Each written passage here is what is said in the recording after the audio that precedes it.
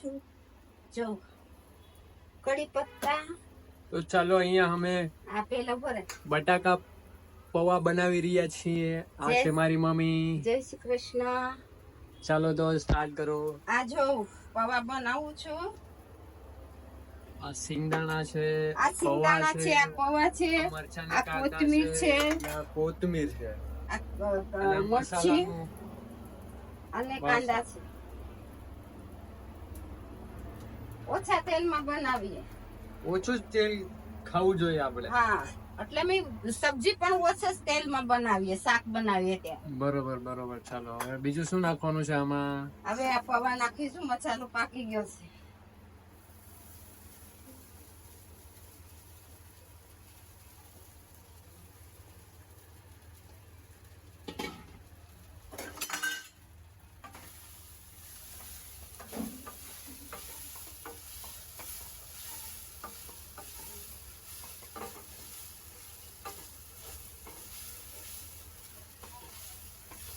અમે બધી સબ્જીમાં ઓછું તેલ નાખીને જમવાનું બનાવીએ. એમ તેલ અમને એના પપ્પાને વાળ્યું લાગે અને અમને પણ વાળ્યું લાગે. ઘરમાં બધાને આપણે ખરાબ લાગે તેલ. વધારે તેલ ન આવવું જોઈએ મોંમાં. આ સિંગદાણા છે, આ કોથમીર,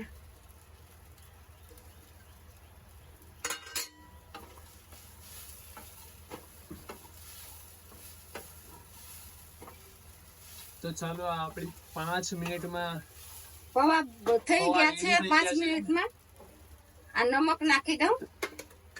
અમે આ જો સેંધા નમક યુઝ કરીએ છીએ. સેંધા નમક યુઝ કરીએ. બધું સાદું નમક નથી ખાતા અમે. કોઈને બીપી નો પ્રોબ્લેમ હોય, સુગર નો પ્રોબ્લેમ હોય તો અમે આ સેંધા નમક જ ખાઈએ છીએ પહેલેથી.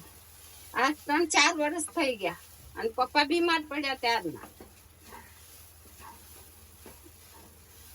અને તેલ ઓછું જ ખાય. સબ્જીમાં પણ તેલ ન હોય, થોડું જ હોય. અડધી ચમચી કે 1 ચમચી નાખીએ બસ.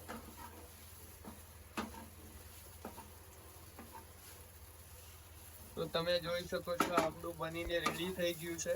હા,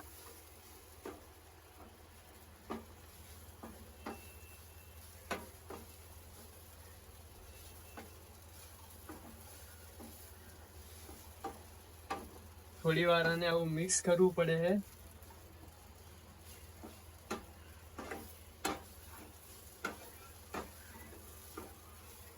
નીચે ચોટી જાય તો કઈ વાંધો નહીં, નીચે રહેવા દઈએ.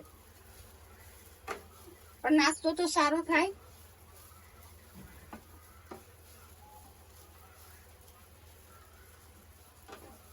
ચાલો તો હવે પ્લેટમાં કાઢીને તમને બતાવીએ. તો જુઓ હવે પૌવા રેડી થઈ ગયા છે ને પ્લેટમાં આપણે કાઢી લીધા છે. હવે ખાઈને કયો કેટલા સરસ થયા છે. લો ખાવા માટે જો કેટલું સરસ લાગે છે.